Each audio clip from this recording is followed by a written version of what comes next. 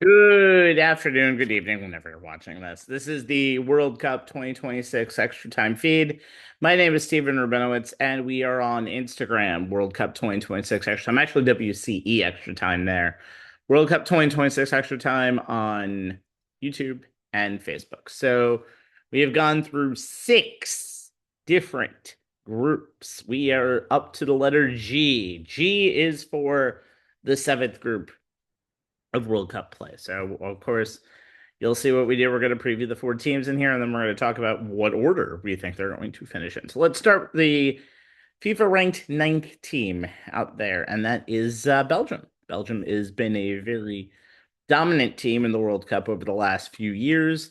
Qualified in this World Cup I would say pretty simply. It was not too hard. They didn't secure the final spot in their UEFA group until the final match day, but were undefeated. 5 wins, no losses, 3 draws. Challenging moments against North Macedonia and Wales. Defeated the Welsh 4-2 in Cardiff, and that's what got them here. So they are back in the World Cup. This is their 15th time. They finished third in 2018. They always have a golden generation, but they've had notable performances only that have gone into fourth in 1986, and obviously the bronze finish in 2018. In 2022, after that 2018 appearance, not so good. Canada, they beat them, lost to Morocco, the team that ended up winning the group, and drew Croatia, the team that ended up finishing third and fourth in that group. Not good for them. Unfortunately, they did not get out of the group stage for the first time in a while. So they're looking in a I wouldn't say easy group, but this is a group that'll work for them, I think. And if you talk about how they're going to work in their formation, it's 4-2-3-1. Style is possession. You want to balance midfield with this team, midfield depth, and then just get those final third superstars right out of the gate, and you've got dynamic players. Now, the question is, how are they going to look when they play the even better teams out there? Because it hasn't really been that way for a long time coming. They've always seemed to fall short at the worst possible time. So that's going to be the big issue. But the players that they have are always spectacular. And I think I'm going to kind of talk about two of them here. Kevin De Bruyne, who is currently a midfielder for Napoli, had a very good 2018 World Cup. That 2-1 quarterfinal victory over Brazil in 2018, named man of the match out there. After the 2022 World Cup, Eden Hazard retired internationally, and Kevin De Bruyne became the new captain. They beat Germany in a friendly match, the first time since 1954. After that, he earned his 100th international cap in UEFA 2024. De Bruyne is always going to be the big name out there, and the one that really is the golden man of this golden generation. It's always a golden generation, I'd say. But they have a younger guy out there who is looking even better at that. And his name is Jeremy Doku, who currently plays for Man City, one of their best players out there. Was very key in the World Cup qualifiers, scored the third goal against Wales to kind of get them over the hump. Was a starter in all of Belgium's UEFA 2024 matches. Had a little experience in the 2022 World Cup, but kind of had to wait for Hazard to retire to get himself really back into the swing of things and really get himself to being one of the key players on this team. Their goalie, we'll talk about, is Thibaut Courtois, premier plays for Real Madrid. One of the best in the world, has great reflexes, commanded the penalty area, won the Golden Gloves World Cup for the 2018 World Cup, and only allowed one goal in their great match against France in the semifinal over there, and then had a clean sheet against England in the third place game. He's also had 100 caps for Belgium, so he has a lot to do it for his Belgian to achieve this feat. So Belgium is the story, but the stories that come around it are very interesting. This is a very interesting group for many different reasons, and we'll start with the team coming in at the next spot here, and that's Egypt. They are FIFA ranked 29th. Egypt, of course, has one of the best players in the world. We'll talk about that in a second. Their qualification campaign was pretty easy. Team had 9 goals. Mo Salah had 9 goals, 3 assists. They were 8 wins, no losses, two draws, 20 goals against, 20 goals for, two against. A pretty simple way to get to another World Cup. This is their fourth World Cup. They had a little bit of a gap between 1990 and 2018. Didn't make it in 2022, but is here at in 2026. They've only played them pretty much the minimum requirement of matches in this World Cup. And the three times that they played before, they played seven times. So it's literally 1, 3, and 3, and they've never won a match at the World Cup.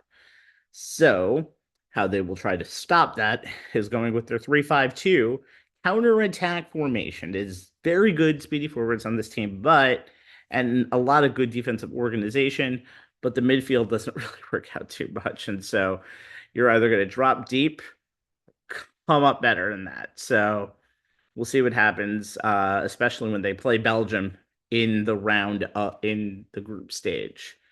Okay, so Mo Salah is the guy who we obviously didn't see on this stage in 2018. We're going to see him now, and it is a big time player out there, leaving Liverpool at the end of this year, so he is going to be on the transfer market. That might be a story as we go around. Uh, missed Egypt in 2018, kind of had a decent game out there, but he did score two goals in the World Cup in 18. He had his 50th international goal in 2023, and then he last year, the Africa Cup of Nations scored a goal against Ivory Coast in the quarterfinals, became the first and only African player to score 11 against 11 different teams in the history of the Africa Cup of Nations tournament. That's never happened before. What's interesting when you see that team, there is you also have players like Omar Marmoush in that forward attack, but the question is, can they just get over the hump? It never seems like you can with a team like Egypt, and I don't know. I don't know. When you see Salah out there, you think he should dominate the field and dominate everything he is part of. But when you have teams like Belgium who can kind of counteract, and you have a team, which we'll talk about in a second, like Iran, who has more talent overall, that may not be the case. Their goalie is Mohamed El Shenawi, who played in the first two games of the 2018 World Cup and has played in the opening match against Uruguay, and then played the second World Cup. But then after they lost 3-1 to Russia, he got moved over. Has been part of the Africa Cup of Nations. Team reached the final there, lost Senegal in a penalty shootout. Egypt's got questions, but I think in this group again, all you got to do is finish second. And I think 1, 2, and 3 in this group definitely have a chance to advance into the round of 32. And after that, it's all about matchups and all about how you can get on. Next team on the list, not going to be kind of controversial at all. It is Iran. They are 21st ranked in FIFA. It was just announced, we're taping this on a Tuesday, 26th. It was just announced today that they will be part of the World Cup, but they will actually be training in Mexico for all of their games. They are not playing any of their games in Mexico. They do not want to stay, seemingly, in the United States for the World Cup. So the stories for Iran will be a lot more as we go along that doesn't just stem on the field. So their road to the World Cup, their second round group, they did not have defeat, but then in the all important third round, they did lose once, but overall, they were one of the first teams to book their place in this tournament. They sealed their qualification last March in 2025. 11 1-4 in the two rounds of World Cup qualifying that they needed. 35 goals for, 12 against. So they do have a lot of talent on their team and a lot of people who can score. And one of them is Mehdi Tehrami, who has played for Porto, Inter Milan, and currently is with Olympiacos. Was with the team in 2018. Had a almost missed a shot that was point blank against Portugal in stoppage time in the final group stage game. That would have sent them to the round of 16. And then he scored 2 goals in their first group stage game against England in 2022 as Iran lost 6-2. By the way, this is Iran's seventh World Cup. They've never advanced past the group stage, but they've had very historic victories in their history. They beat US in 1998. They beat Morocco in 2018. They beat Wales in 2022. So they're good to go here. They know how they're going to really play in big moments. The question is, can they just put two games together back to back to get themselves into the all important round of 32? I think they can, but we'll talk. Let's talk about their goalie, Alireza Bayranvand. Alireza Bayranvand, who plays right now for the Persian League. Also, another holdover from the 18 team. He actually saved a penalty from Cristiano Ronaldo in that 1-1 draw.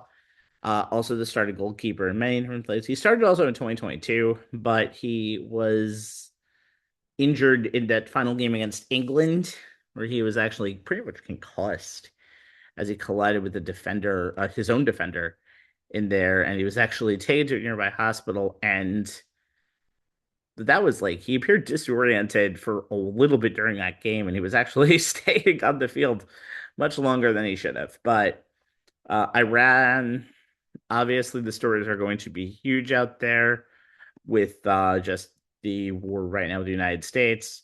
It's definitely going to be a very big storyline in a group that they can make some damage in there, and I'm very curious to see how this continues with them because there are possibilities, permutations that'll get them to possibly playing the US in the round of 32.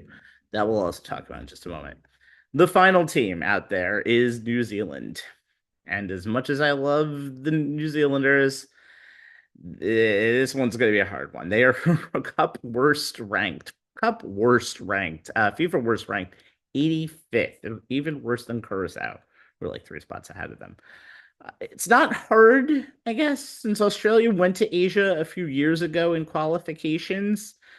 You don't have a lot really to do. They usually will win the regional World Cup qualifying session, then follow the Interconfederation playoffs. But moving to the group of 48, FIFA gave it Oceania its own automatic spot, and you play Pacific Island opponents, you usually will be able to benefit from it. They had 29 goals against, 29 goals for, one against, in a perfect record, 5-0-0 to getting themselves to this World Cup. How do they play? They play in a 4-2-3-1. You can possibly see them in a 4-4-2, but they're possession based.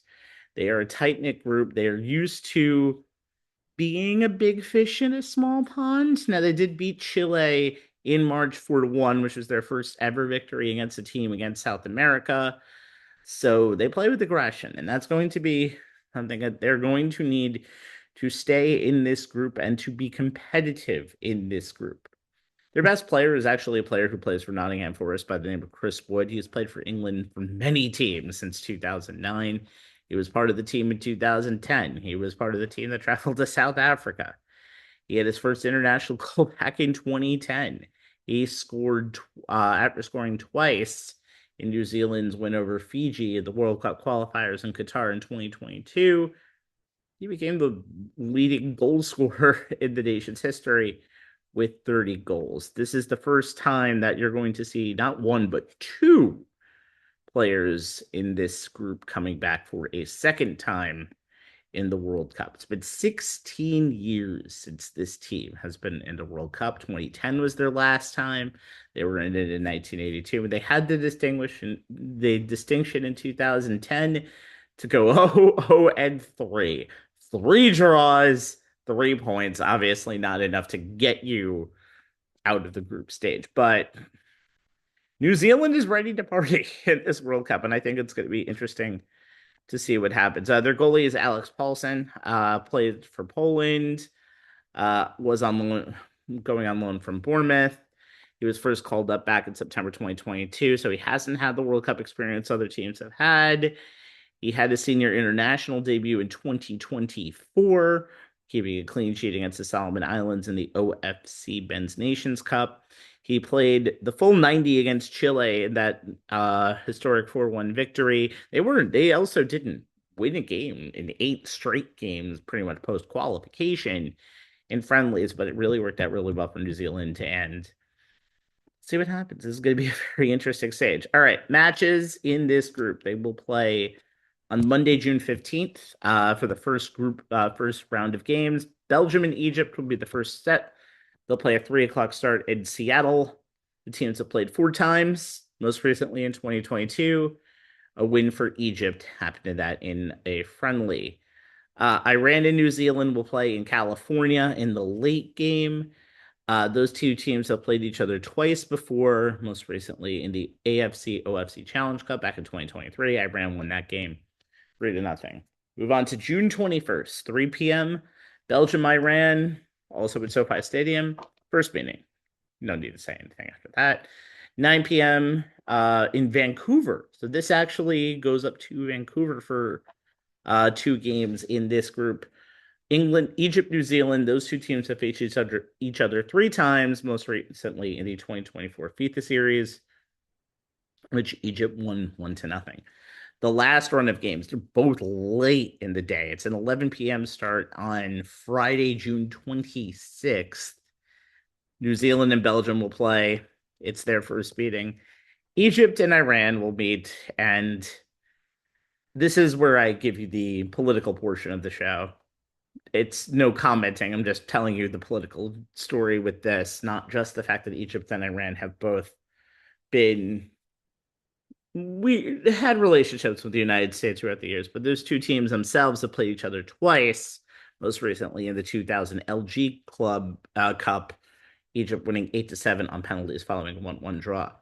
In this match, which will be taking place in Seattle, a pride match was played in advance, organized by the local committee to tie into the local celebration. FIFA did not endorse this. It was determined after this was determined that Egypt and Iran were not happy because obviously homosexuality is punishable by law in those two places. Iran was appealing the decision of this being the pride match. The Egyptian Football Organization also sent a formal letter to the FIFA Secretary General rejecting in absolute terms all the connections to this game. But this game will go on as scheduled on June 26th. Okay. I was trying to think all the permutations that I could get for Belgium not to win this group, but I think Belgium is good enough to win this group. I think they are the most talented team of this group. Is it as good as the team in 18? No, it's not. Is it as good as the team even in 22? I'm not sure, but it's an easier challenge for Belgium, and they had the third and fourth place teams in the World Cup in their 2022 group, so maybe they get a break. I was going back and forth on who I think is going to finish number 2. I'm going Iran at 2 and Egypt at 3, only because I think Iran is a team that has had steady breakthroughs. What's interesting enough is Egypt's never won a game in this tournament. Iran has won only 3 times in this tournament. And New Zealand, who I'm picking last, has a very, very short record at this tournament. So whoever wins this group is going to be in a good position. But this is probably where you're going to get the weakest second place team out there, unfortunately. So I have Belgium, Iran, Egypt, and New Zealand as my group. And just a note, Group G winner will go to Seattle and play a third place team on July 1st. The Group G runner up will play the Group D runner up on July 3rd. That's going to be a story if it ends up being a possible Iran US matchup. That is in the cards. And the third place team will be going to either Giant Stadium to possibly face a team like France if the permutation set up, or go to Canada, go to Vancouver to play Canada. That's the way my permutations would set up with that. But again, Belgium, Iran, Egypt, New Zealand. That's how I think this group goes. We have 5 more groups to go. One more for this week. We'll talk about Group H on our next show. My name is Stephen Rabinowitz. This has been World Cup 2026 Extra Time. You heard the socials in the beginning: Facebook, YouTube, Instagram. Go check them out and check out the World Cup when you can. We'll talk next time.